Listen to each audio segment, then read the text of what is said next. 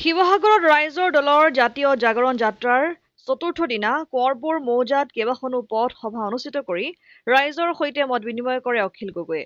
বৰ্তমান ৰাইজৰ উপাৰ্জন নাই। এতিয়া মহিলাসকলক 10,000 টকা দিব চৰকাৰে।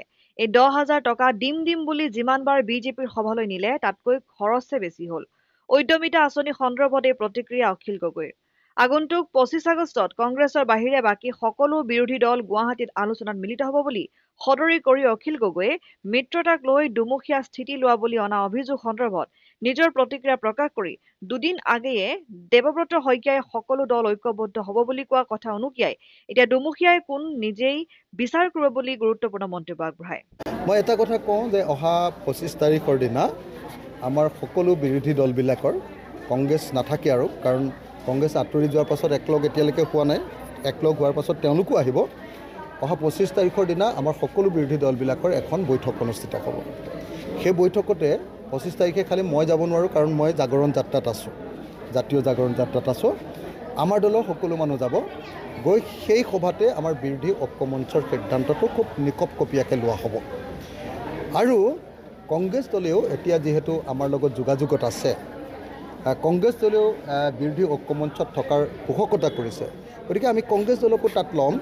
আৰু মই খাটাংকৈ আপোনালোকক কৈছোঁ যে 2026 চনৰ নিৰ্বাচনত আমি বিৰোধী ঐক্যবদ্ধ হৈ নিৰ্বাচনত অৱতীৰ্ণ হোৱাৰ কাৰণে মই 100% আশাবাদী।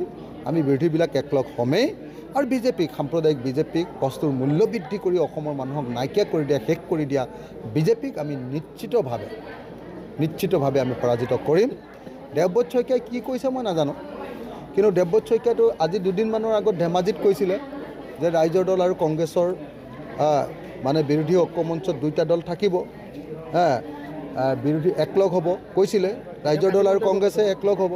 আকৌ যদি কালি আমাক দুমুখীয়া বুলি কৈছে, কথাটো তেওঁহে বদলাইছে। দুমুখীয়া কোন হ'ব আপোনালোকে নিজে চাই লওক। তেতিয়া আমিতো কেতিয়াও দুমুখীয়া নহয়। আমি সদায় এলায়েন্সৰ পক্ষত কৈ আছোঁ, বিৰোধী একলগ হ'ব লাগে বুলি কৈ আছোঁ। গতিকে আমিতো কোনো পধ্যে দুমুখীয়া নহয়। আমি আমাৰ কাম কৰি আছোঁ। এতিয়া কংগ্ৰেছে যদি কথা বদলাই বেলেগ কথা, সেইটো আমি নাজানো। এতিয়ালৈকে মই শুনাও নাই দেৱব্ৰত শইকীয়াৰ কথা, আপোনালোকেহে মোক কৈছে। মই আশা কৰোঁ যে বিৰোধীবিলাক ঐক্যবদ্ধ হ'ব আৰু ঐক্যবদ্ধ হৈ আমি 2026ত বিজেপি পৰাভূত কৰিব পাৰিম। শিৱসাগৰৰ পৰা সৈয়দ মুস্তাকুৰ ৰহমানৰ ৰিপৰ্ট,